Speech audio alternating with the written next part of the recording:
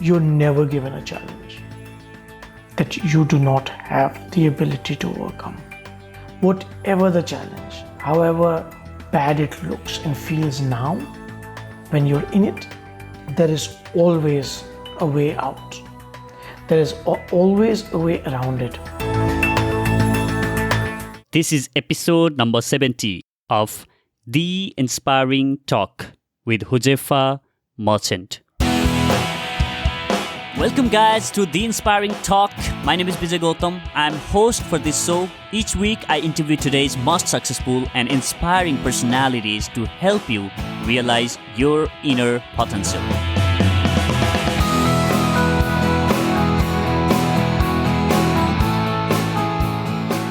It takes vision to run a business, not eyesight. That's something today's guest strongly believes in.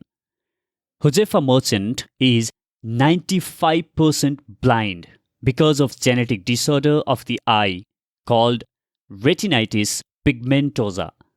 He only has 5% of the eyesight of normal person, but that doesn't stop him from running a design-centric business.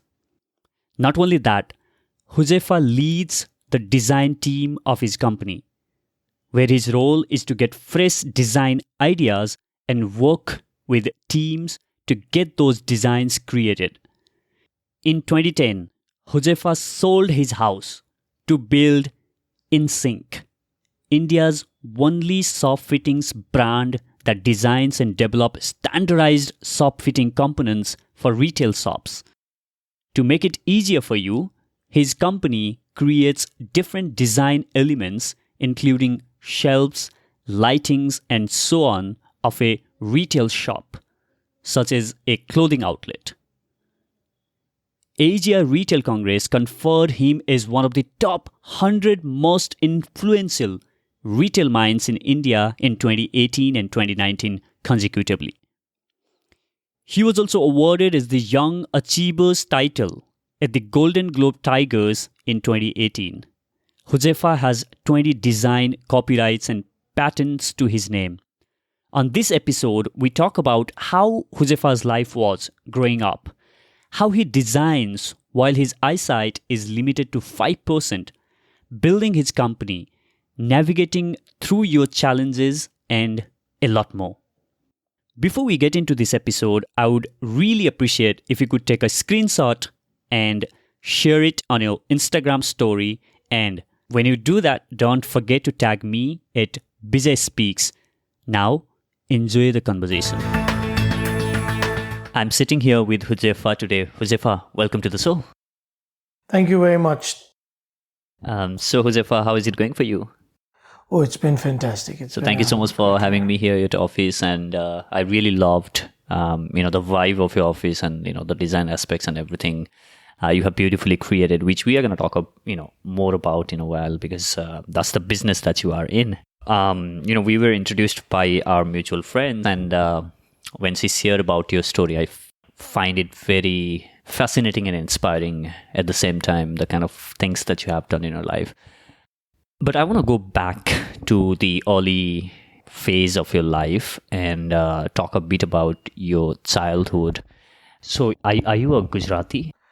No, actually, I come from a business sect within the Muslim community, which is called Bohra. Okay. So generally, the Bohra community is very much like the Gujarati community in terms of we're business gened. I think we've been into business for a while. So I'm a third generation businessman.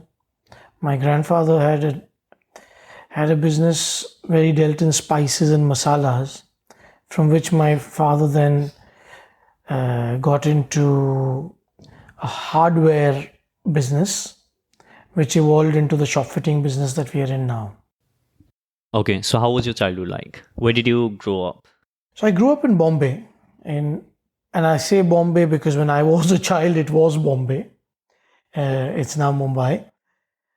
Yeah, I grew up in this area called Kulaba, and I've gone to the best of schools and the best of colleges, which my parents ensured, despite of me having only 5% the eyesight that regular people do.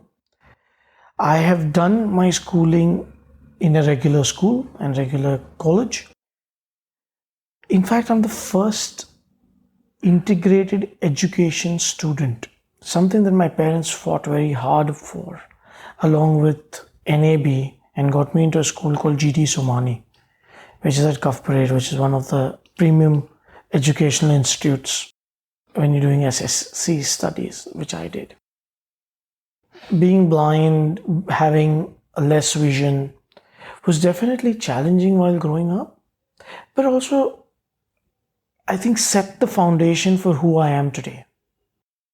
And whenever I talk about myself, I first and foremost need to give credit to both my parents, my mom and my dad, because they've been the pillar of strength. They took this up and said, okay, this is a challenge. There is a problem with our child. There's a challenge with our child. But we're going to make sure that he is raised in the best way possible. He gets the best education. I think at that point, they even went beyond their means to ensure that I was put in the fantastic education system. I had good tutors and a lot of things around me to make things well. Even while studying, my mom used to take our study material and record it into tapes. And that's how I've studied. Beyond a point, I wasn't able to read textbooks and stuff very clearly. My dad every year used to come and put tube lights on the blackboards in my school at his cost. He'd created this mechanism where there was a tube light on my desk which could be shifted from my class to class because it was on wheels. It was like a portable system that he'd come up with. So, just see the way that the two of them have done everything that they could in their power to ensure that, I could study properly. So whatever was projected on blackboard was like there on your desk? Or? No, nothing of that sort.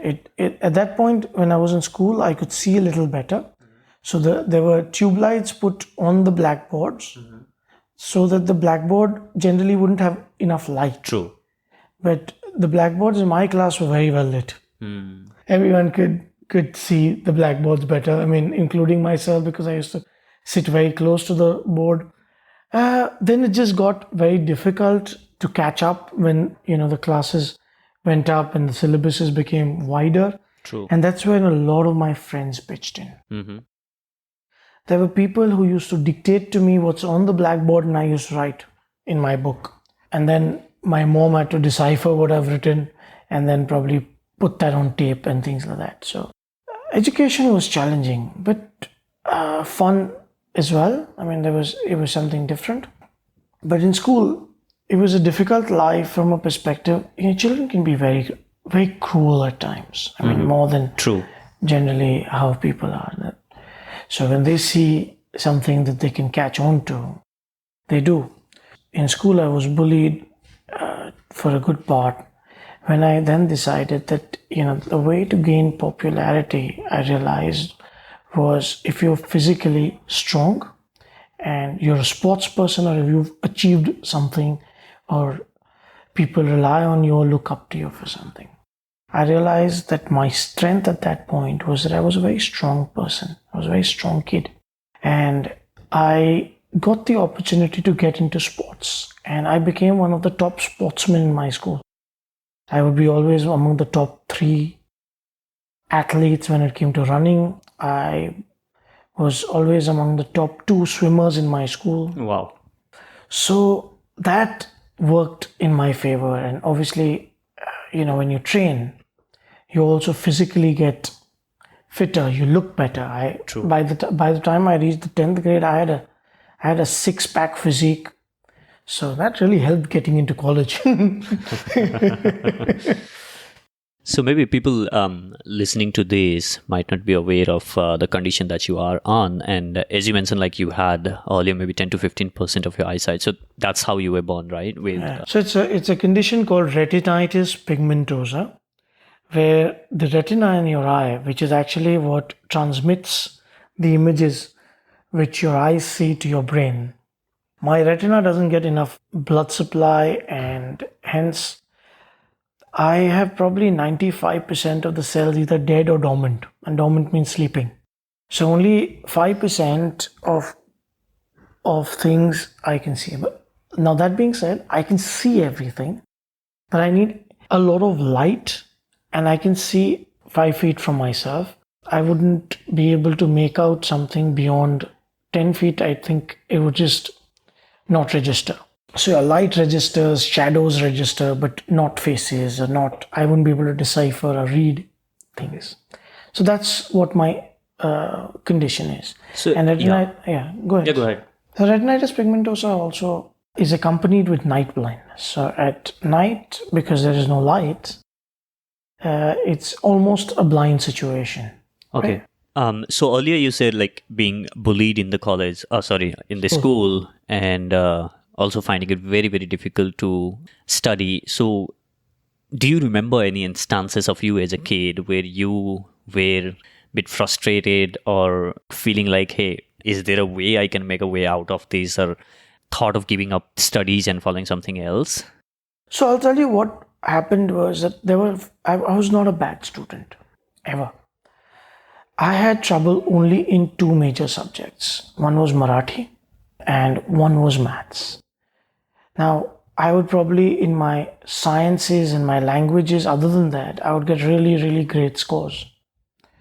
But maths, Marathi would bring down my scores completely. So I never thought of quitting education. I always worked towards it. And in fact, I passed my SSC exam with a first class. But what frustrated me a lot was people's behavior. I couldn't understand why while there were some people who would literally go out of their way to assist, to read out stuff to me and work with me and do a lot of things, and some fantastic people.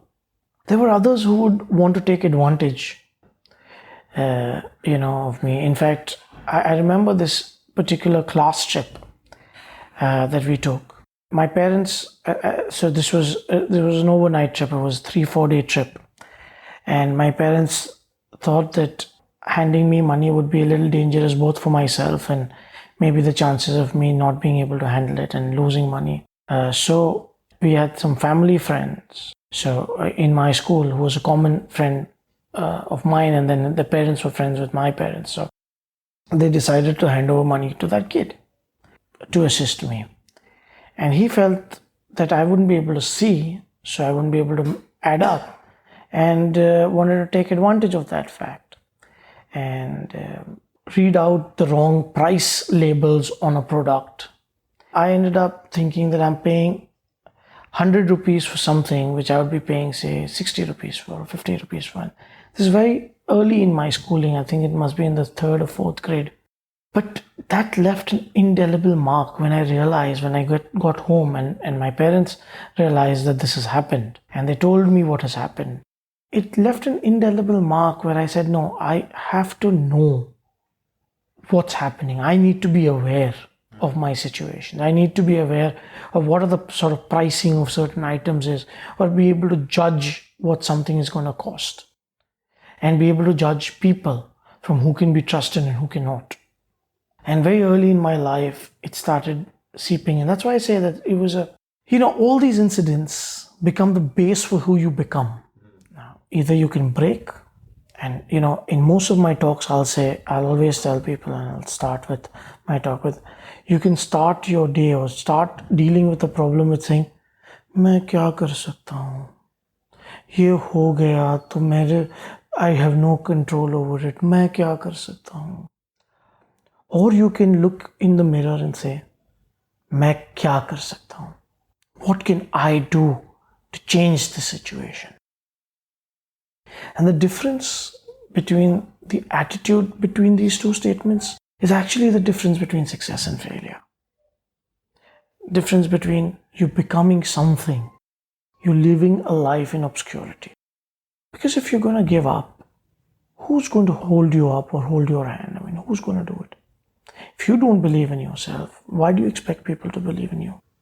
Some of those instances that you have shared about being cheated just because you had some disadvantage over some of the things, but I'm sure there are some of the lessons that you learned from that and those experiences early on in your life.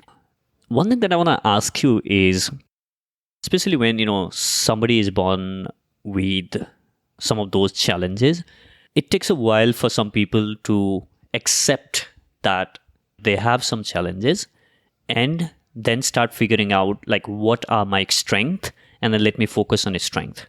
And I think that's something that you have done. So when did you started accepting this is how I am, and then you started focusing on your strength rather than thinking that, oh, I have these weaknesses, and wasting rest of the strengths that you have? So in terms of realizing or accepting, for me, this is reality. I was born with this situation, and like I said, the way my parents brought me up was never to make me realize that that's a problem. That's who you are. And if I felt low or if I felt bad, my mom would always say one very important thing, which even today is a guiding force for me.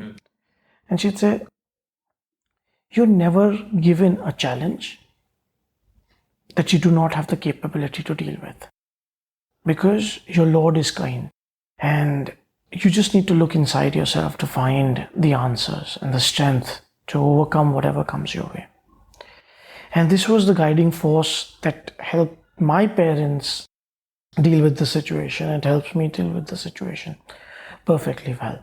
In terms of understanding and realizing my strengths, I think it was a matter of every time I fell, every time I was hurt, every time that somebody took advantage of me or bullied me or did anything, there's always two choices that were in front of me.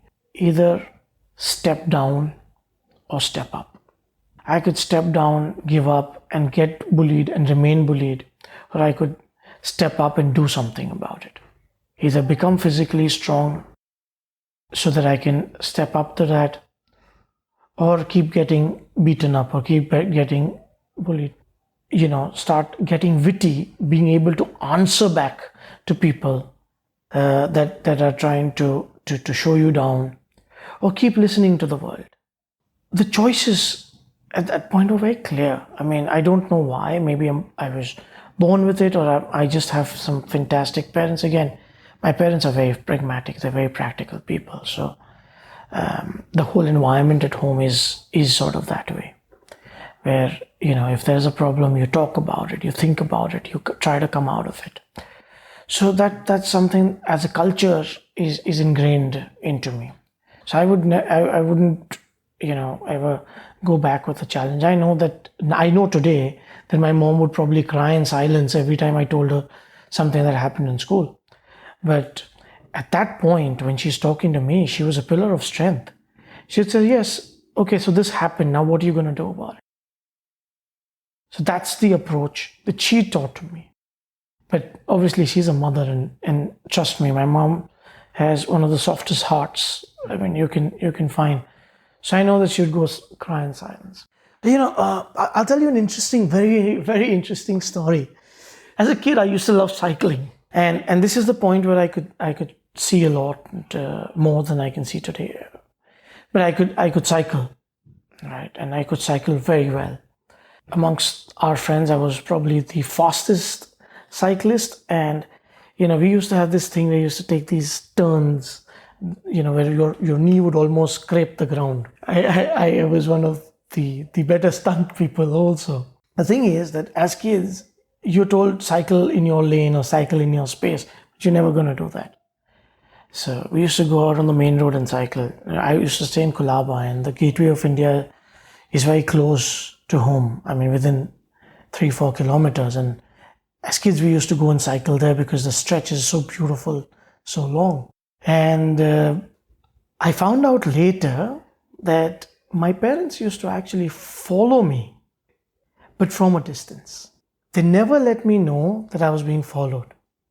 They never let my confident self that I can do it, that I can go, into the world and live myself. I can go and cycle in traffic and still come out safe and fend for myself in a sense. But they were always there as a safety net, that if something did happen, they were right there to help out. Fortunately, they never needed to. That's a good thing. I think that's a very important thing that you have shared, Huzefa. And the reason that I've been asking about how your parents has helped you and pitched in to help you navigate through the challenge that you were born with. And when you see a lot of parents, they have their kids with some challenges, then they first give up on their own mind, and then they say the same message directly or indirectly to their kids.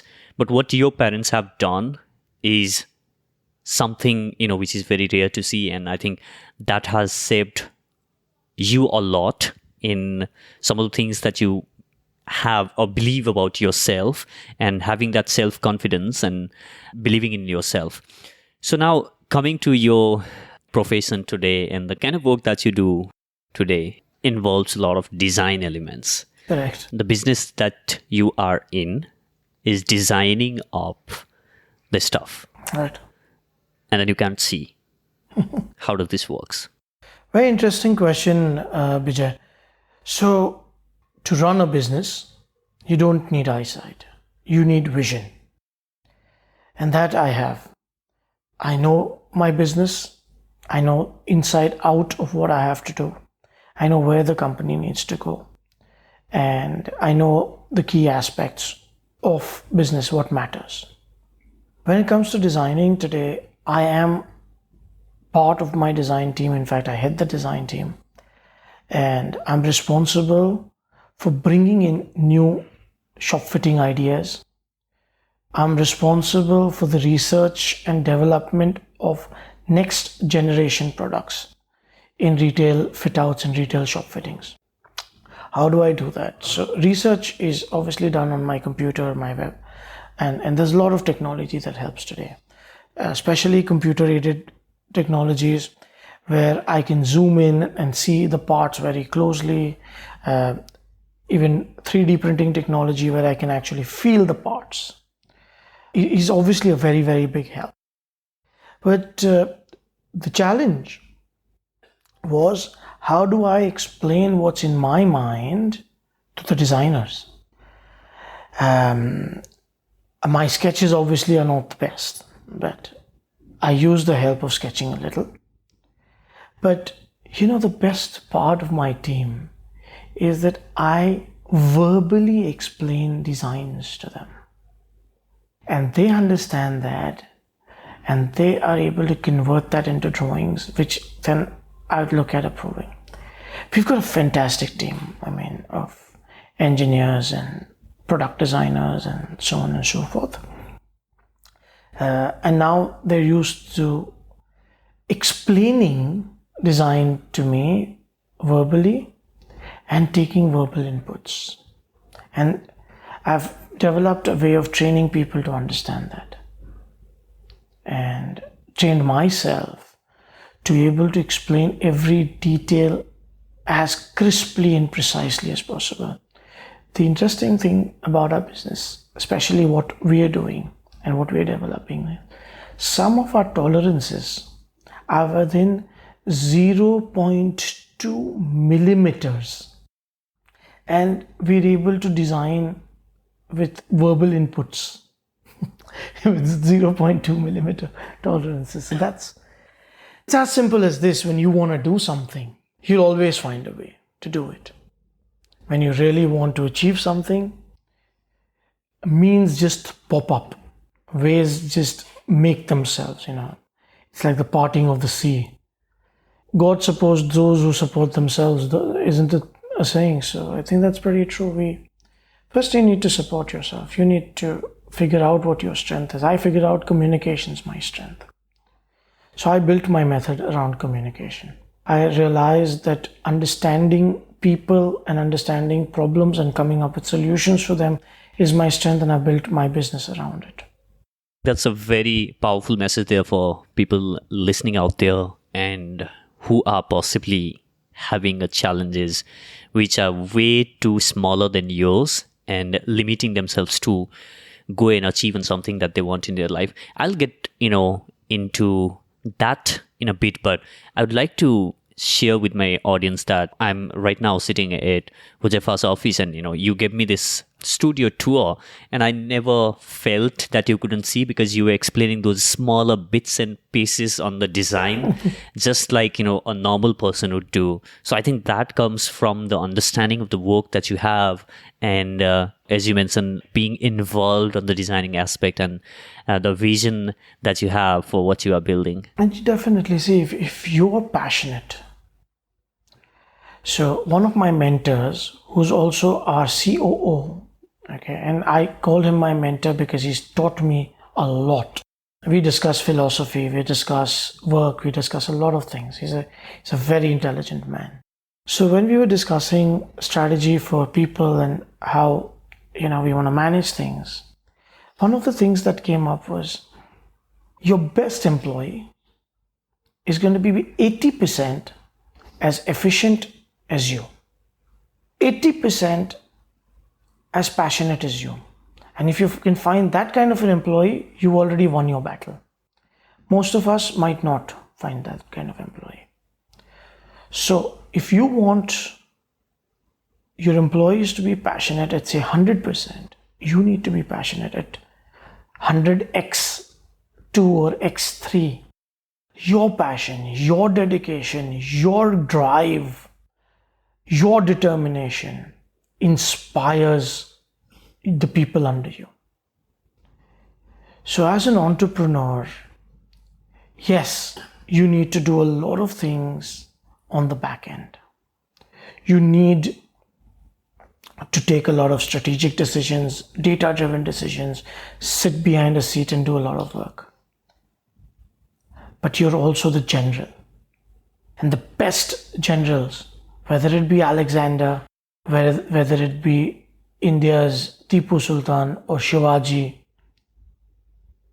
or Maharana Pratap, or if you go and look at even people like Genghis Khan,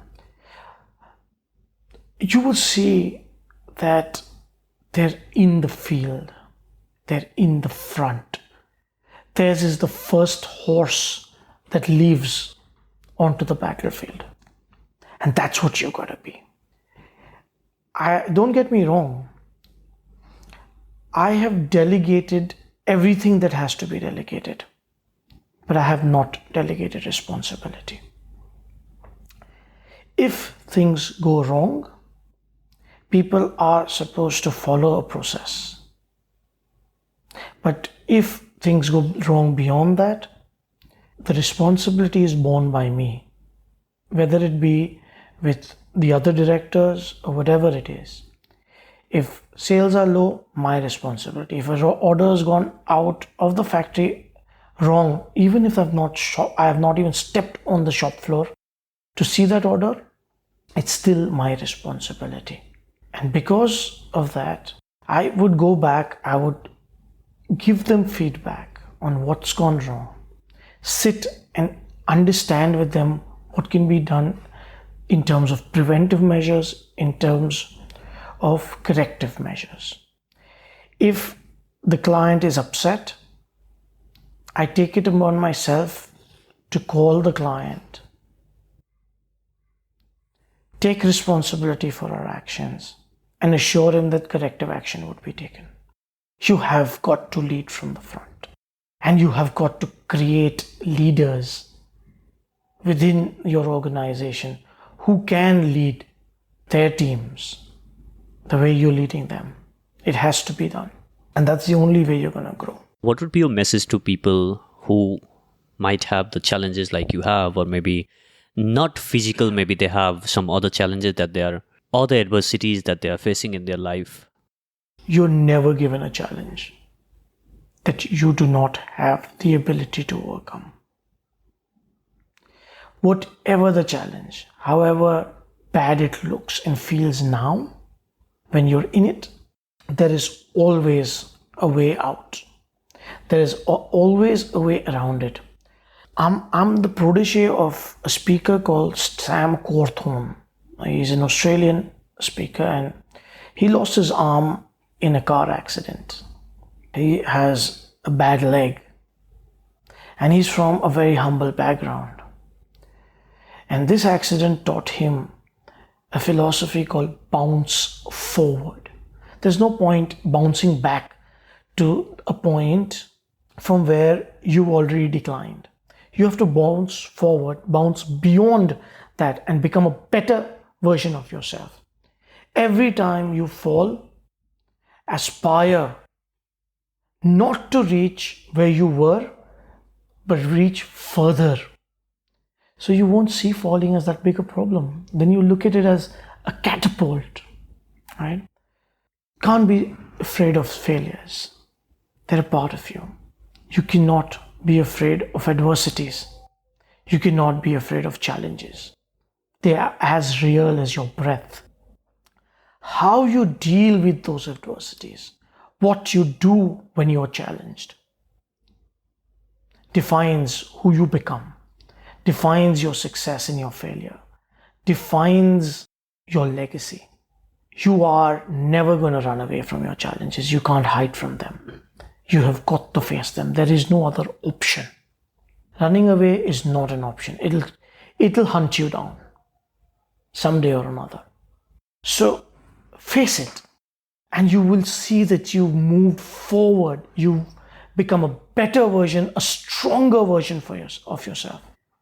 Every time I have faced a challenge, every time I've faced challenges, I feel you just can't overcome. How do I do this? I mean, this is so difficult. It is.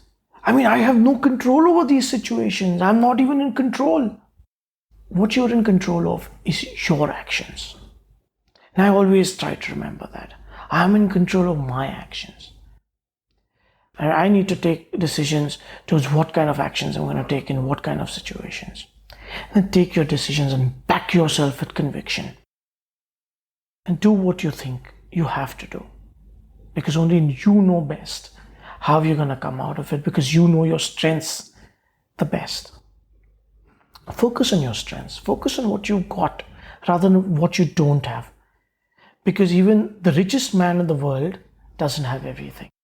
Even the happiest man in the world doesn't have everything. Even the most secure man in the world is not secure from death.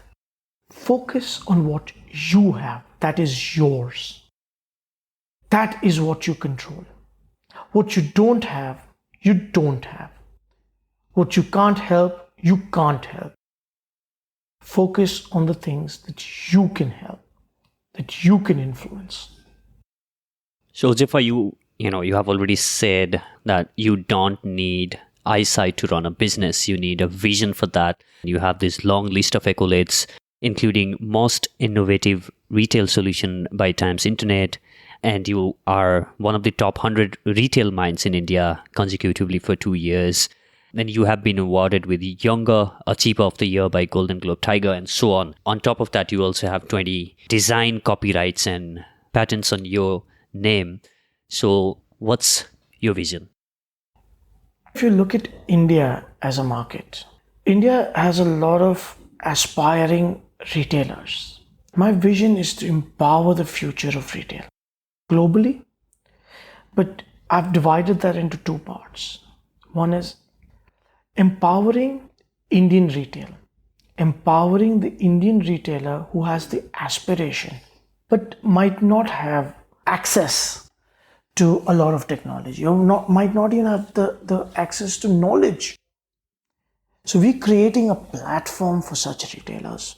The studio that you were just referring to, that space has been created where retailers and their design agencies or the designers can come in and look at the latest technology, understand it, feel it, and then get themselves educated on what's the latest that's happening.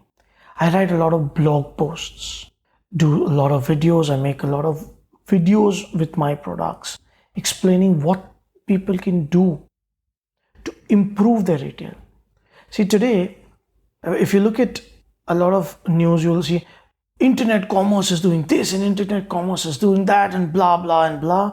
But even today, 80% of sale happens inside a physical store. But still, physical stores are suffering because they're not as operationally efficient as e-commerce is. We have created technology which combines the excitement of physical stores, the touch and feel, enhances the experience of the product, while bringing in digital technology into the rack where people spend 70% of their time. So that retailers can get information like, what has a person picked up and not bought? What has a person picked up and bought? What has a person picked up and what's the next thing they picked up? What are the 5 things that they saw? So that they have information that retailers like Amazon and Flipkart have at their disposal because of their internet capabilities. Because anything that you do digitally leaves a breadcrumb. So we've created scanner-based technologies into our racks where a person can pick up a product and scan it, get product information, buy it from there. But the retailer also gets a lot of information. And now the second part of my vision is to take Indian innovation to the globe and create a persona for Indian retail technology as being reliable, as being brilliant, and as being something that deserves respect. And I'm working very hard towards that. And I think I must say here, I was quite fascinated by the prototypes that you have shown me at your studio, whether be it about, getting to see how it's going to fit the t-shirt that I picked up at your store and just taking it in front of the scanner, and it's just showing me all the colors and shades and how it's going to fit me before I enter the trial room, or whether it's simple as just having those lights on the racks of your stores. And I'm so looking forward to how that AI thing works out, where it's gonna recommend you other products that goes along with you. If you're picking up the shoes, then it's gonna recommend you which t-shirt is gonna go along with the shoe. And especially for people like me who has no fashion sense, then I think that's gonna be quite Oh, by the way, you guys, you have to see, he's very well dressed. He's just being very humble and saying he has no fashion sense. No, absolutely. I'm being very honest, and I really have no idea of what goes along well with what. Anyway, coming back to the point, in all those innovations and all those smart technologies that you are bringing to the retail stores, like the normal shopping that you go on, the super on the malls or the stores where you are just picking your t-shirts and shoes, the whole experience there is going to be more effective. I think online you just get to see what's out there and just scroll, zoom in and zoom out and stuff like that. But when you go on a physical store, then when you combine these technologies along with the physical experience, that the feel of the product in the hand, and I think that's going to transform that. So I wish you all the best on thank you so much. I really wish, for the future of retail, because we're able to bring in a much higher efficiency in terms of lighting. We're able to give 3x illumination with a rack lighting as compared to regular lighting, while reducing the lighting cost by over 30%. Wow. And what we understand from some of the places where we've been able to implement our digital technologies also is that sales in those spaces have gone up significantly. Unfortunately, retailers are very shy sharing their actual revenue or revenue growth, but the CEOs of the couple of companies that we've spoken to are extremely happy, and they say that our sales have gone up significantly, the word that's been used. I really hope that we're an important part of this change, and we're able to influence Indian retail and maybe take the Indian retail model to new heights with what we're doing. And we're really working very honestly towards that. In fact, interesting story that when we started off with InSync and we started off this R&D, we were in the middle of the 2008 recession. And we started off with all of this in about 2009-10, I believe. And we really started running dry of money because all our money was stuck in the market. We had a split in our partnership and we had to pay off our partners. So there was no money. And I had just gotten married. And my wife, one day when I was sitting, I'm at home and I'm sitting with my hand held, my head held in my hand, trying to figure out how am I gonna do this. I mean, I need so much money. We've got people to pay, salaries to pay, molds to make, and it required a lot of money. At that point, getting a loan from bank was as close to impossible. The idea was new and so outrageous that getting investors was also not something that would have been very easy. So, my wife just comes in and says, "What happened, honey? Why are you so sad? I mean, what's wrong? What are you thinking about?" And I was like, we've started on InSync, right? We've got the designs. I can see that this is going to be so great. They're fantastic products, and so we worked so hard for it, but today now we don't have the money to invest into molds. So she was like, how much do you think you're going to need? I was like, I don't know. I mean, about this much amount. I don't want to reveal the amount, but I mean, this much amount. She says, why don't we sell this house? I'm like, you know what you're saying? We just got married. I mean, it's what, 6 months, 7 months. I think it was, about 6-7 months, and we just got married. And you're saying sell off the house? And, she held my hand and said, do you believe in this idea? Do you believe in yourself? Do you think you'll be able to buy me this house back or a better one? I'm like, it's risky, but I really think that this is something that is really good. It's fantastic. I can see it becoming something big. And she was like, then do it. I believe in you. If you believe in yourself. And then we took this idea to my dad and he went ballistic. He's like, you're bloody gone crazy. What's wrong with you? You just got married. She doesn't know what she's talking about. You don't know what you're talking about. Blah, blah, blah. And then, over time, he was like, okay, if you want to take the step, do it. But you're taking a huge risk. You know that. I'm like, yeah, I do. And I believe in myself. He's like, I know. I believe in you too. And my dad, you have no idea the support that he's given me. Even the support of not giving his experience. Because a lot of experience would say that what I was doing was completely crazy. True.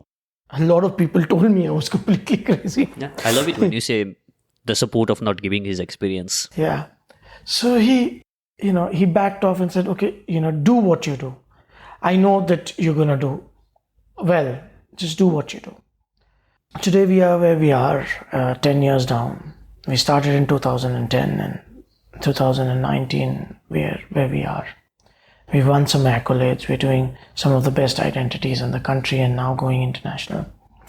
So yeah, I think my wife's sacrifice, my parents' prayers, and a little bit of my hard work paid off. Well, but you got to take risks if you're a business person. You've got to take risks, but you've got to back yourself. But when you take a risk, you need to believe in yourself 100%. Huzefa, we have now arrived to the enlightening round. Are you ready? Sure. What inspires you to do everything that you do? I'm surrounded my entire space, my cabin. So when he said that, he was showing me his office space, his seat, and there you can see a lot of quotes and images put out there. So that's what Huzefa was referring to. Please go ahead. So I generally believe, Bijay, that you have 3 circles of influence in your life. You can call them your proximity, and your proximity is your power. The first line of proximity is the people you surround yourself with. If you want to be successful, you need to surround yourself with people who are hungry for success, who inspire to do something different. You need to have a very strong why within yourself, and you need to have people around you who affirm your beliefs. There are some people where you can, when even if you're low, they'll make you feel like you're on top of the world. And then there are some people when you're top of the world want to drag you down. It depends whom you want to spend your time with. Yeah, I have designed my life to surround myself with some of the best people. I have chosen some very good mentors from within the industry whom I can talk to, take advice from, people who have credibility and who have experience. So, first and foremost, surround yourself with people that inspire you. Second circle of influence, second proximity is your places, where you are, where you spend your time. You want to feel like a winner, live like a winner. Design your office in a way that inspires you. So my space inspires me. That's my second circle of influence. The third circle of influence is the content you consume today. What do you read? What do you listen to? What do you talk about? Today there is so much content. There's long form, short form, blogs, articles. There are serials, TV shows, and plays and books. And although I'm 95% blind, in the last 2 years, I have read over 100 books through audiobooks. So I would say I have listened to over 100 books. I research my industry for 2 hours every day. So I read blogs, I read articles from my LinkedIn profile has some of the best retailers from B.S. Nagesh to Mr. Biani to some of the top international minds who talk about retail, who design retail spaces. And I read articles from them, get inspired from them, know what's happening in their work and how they're thinking. And when you read what some inspiring person's talking about, it inspires you to do. It just pushes you, why can't I do this? Let's do this. This is a problem that they've put up. How do I solve it? Things like that. That's what keeps me going. So which one daily habit do you think has been game changer for you in your success journey? One thing that I would think is a game changer is simply believing that everything's possible. You need to make it possible. Even impossible says, I am possible. That's a very well-known cliche. It's I know. But I really believe in that. Even impossible says, I am possible. Even can't has can in it. So, if you just look at the signs around you, there is nothing which is not possible. You have just got to find it within you. And I do. Every time I come across a problem, I want to figure out a way to solve it, not to run from it, not to hide from it. So if you have to pick a book or two that has influenced you deeply in the recent past, what would be those? So one off the top of my mind is Dale Carnegie's How to Win Friends and Influence People. I think it's one of the most brilliant books on people management that I have read. It is a life changer. That's my top pick for sure. I also really love The Secret and the 80-20 rule, because both these I follow also to a large extent. Amazing, Huzefa.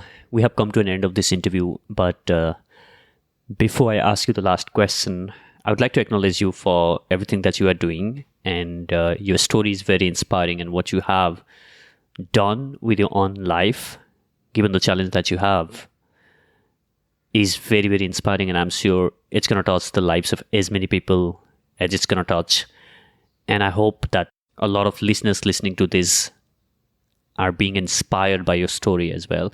Before I ask you the last question, if people would like to reach out to you and get in touch with you, what would be the best possible way?